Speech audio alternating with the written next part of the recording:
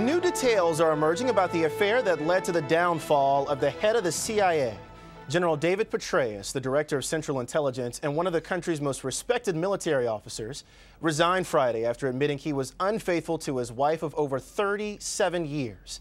The FBI uncovered evidence of an affair between Petraeus and his biographer Paula Broadwell. Broadwell allegedly sent harassing emails to another woman because she felt that woman was too close to Petraeus. Those emails led to a complaint which triggered an FBI investigation that brought the scandal to light.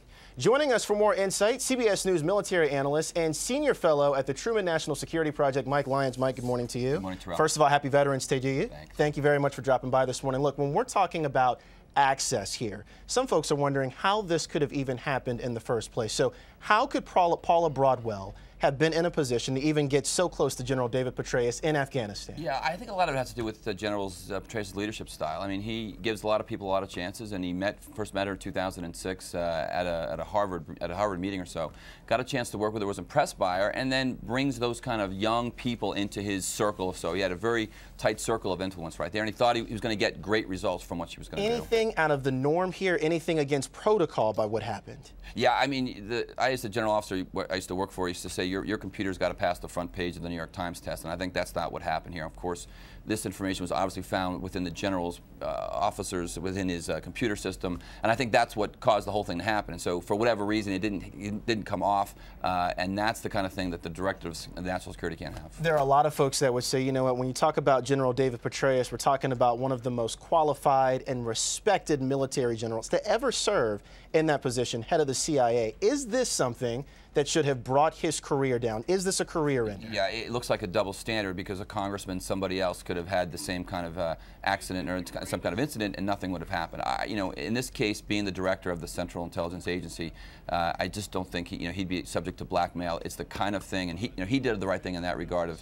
knowing that it was wrong to resign. So there is a double standard here for some, but from his particular perspective, it's the right thing. When the president first got his letter of resignation, he said, you know what, I actually want to think this over for a little while. What does the president have to consider here? What does he have to weigh over? I think number one, national security. I mean, that position is very important, and it allows him to put a footprint on what's been going on. He selected him to do a very important job and continue the intelligence collection agency's job and their mission that's been built up for the last 8 to 9 years since following 9/11. So that was the first thing he was trying to consider, and I think that's the only thing, is whether or not he still has the legitimacy to do that job. Is national security compromised in a situation like this? I will tell you this, the country lost a great civil servant, without no question, by not getting up every day and doing that job, which is what he was doing before.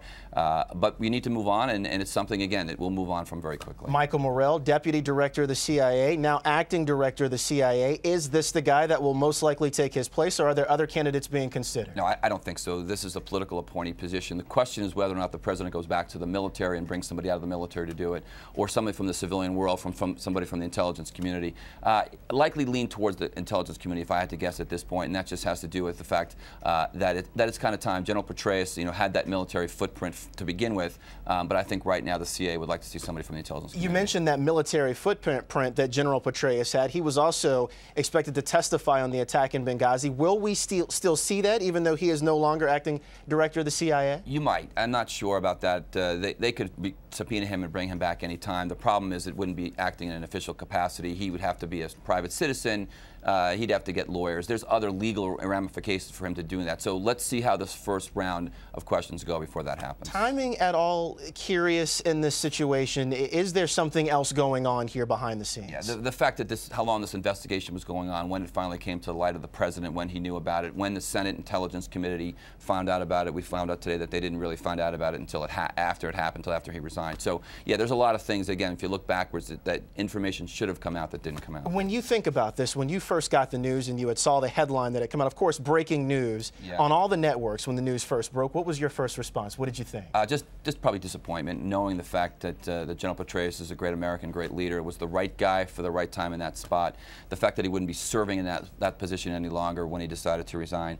And then just thinking about both of their families, and hopefully they both can recover. And the legacy that's left behind now for General David Petraeus. Let's hope time heals it, and I think I do think that this isn't the last we've heard of him. He's a smart, intelligent individual who's done a tremendous amount for this country for the past 10 years and further, for 37 years of his service in the military, and I don't think it's the last we've heard of him. Mike Lyons, military analyst for CBS News. Mike, appreciate you dropping by. Thank you so much. Thanks for having me.